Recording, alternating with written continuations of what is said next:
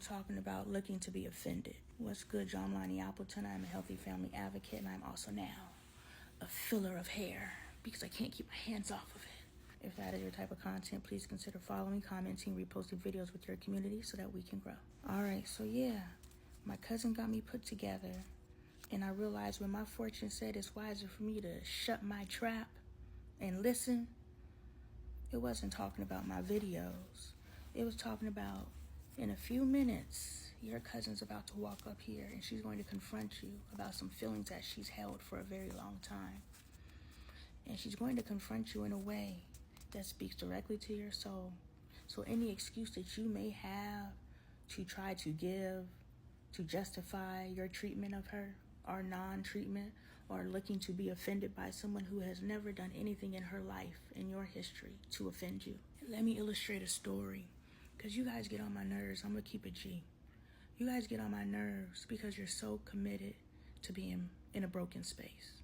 Y'all may not like the word broken, but if there's something to fix, there's something that's broken. And y'all get on my nerves because y'all are just like, I need help, I want help. And I'm like, here's your help. And you're like, nah, I'm good. I'm justifying this shit. So when my cousin came to me and she was like, these are my feelings, I could have justified them. I could have. Because, I could box somebody like she could box too. So we would have been two box them up because up in that restaurant. But, I could box somebody. I could outfox and outbox somebody real quick. But why? Why justify? I value this relationship. I love this woman. She loves me. She would never intentionally hurt me. She never has. So why have I painted this picture in my head of her? And actually, I just created that whole my family. So there's not even people who have done anything to offend me that I got a problem with. And they probably got a problem with me because we all got a problem with Lonnie. We all got a problem with Delilah's children.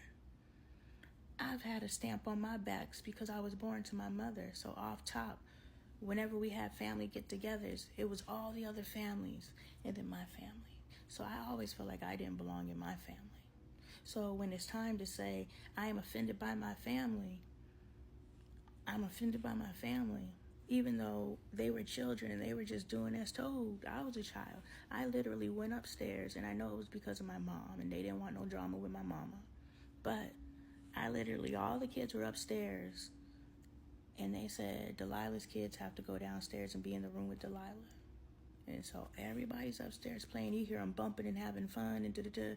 And I'm downstairs with my fucking mom.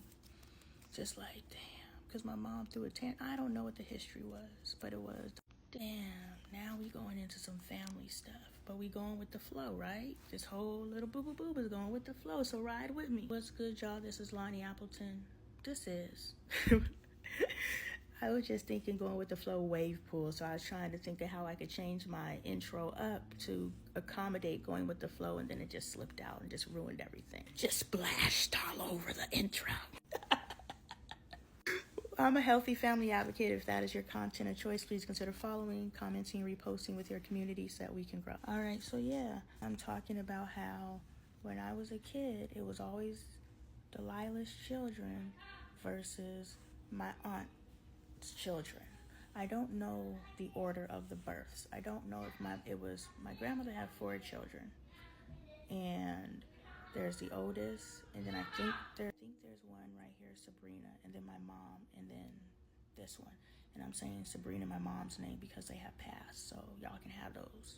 But I think it's somewhere in between, but there was always a big, tremendous beef between my mother and my oldest aunt. But interesting enough, my oldest aunt is the one that took me in and took on the mother role for me on more than one occasion in my life. But in all those times, she made me feel like Delilah's child. Whether she meant to do it or not, she did. Well, anyway, I'm sitting in that room and I'm listening to all these kids upstairs have fun, because there are like 10 of us. And I'm stuck downstairs in this room looking at my mama in these old ass wigs, because my grandma had the wig collection. And I'm just jealous as fuck. And I'm resentful as fuck. And no wonder all of that comes into play as I'm an adult. I never did any work on it because I'm just now realizing that I resented my mom because it was Delilah's kids can't play with Boop Boop's kids. It was always me versus them through my mother. And then as adults, we became best friends. But even in our best friendism, it almost felt like me versus her. It was. It didn't feel like it was. If I could keep it G, I believe that she was in competition with me, and I know that I was in competition with her. And that competition was rooted through our relationship with our mothers. And it was just fed to us. And we ate that shit up, and we became best friends and constant competition to the point where her friendship isn't very friendly, and I used to seek it hard too. Yeah, I was a lapdog.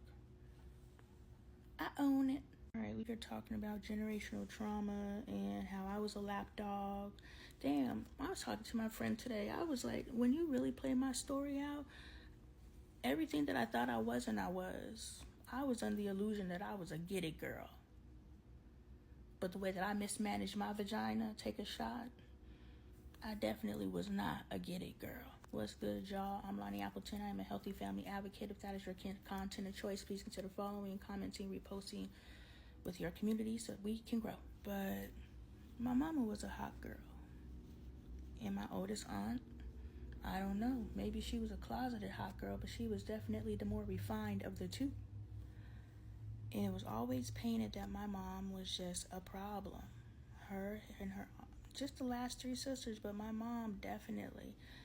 And they would always say, Lonnie, get your mom. Lonnie, get your mom. And my mom would talk in baby talk and me nope, like she would talk, and then she would get stuck. Like the year that I lived with my mom got stuck in that year. And so every time I talked to her, she would apologize for that year. And I'm like, Mom, I'm 20-something years old. I don't care. What happened, happened. And in reality, I was too offended to allow her to apologize. So there's something else right there. Perhaps in our history, our parents have tried to apologize in their own way, but they've tried. But we didn't receive it because we were so deep in our offense that we didn't allow. And then for some reason, the opportunity never arose again. Maybe they lowered themselves so low that they were like, okay, I'm going to do it. And they worked themselves up to do it, and you rejected them. They're like, and then they become an asshole about it when you finally are ready for an apology. So, my mom used to apologize and ask my forgiveness. So she did. Boom. Okay. Probably when I came to her in 2013, I was like, Mom, I forgive you. She probably looked at me like, bitch, we've been done had this conversation. Where were you? But what I'm saying is, my mom was stuck in 1996, and I'd be like, Mom, I'm not stuck. But I was. I was stuck in 1990, all the years. Trauma started before 96. Yeah, trauma started way before then. And so she didn't know how to be, and that's not her fault. And there was a lot that transitioned through that is in the trauma within our generation. We've inflicted trauma on each other. We literally will start family group chats and then start drama in the group chat.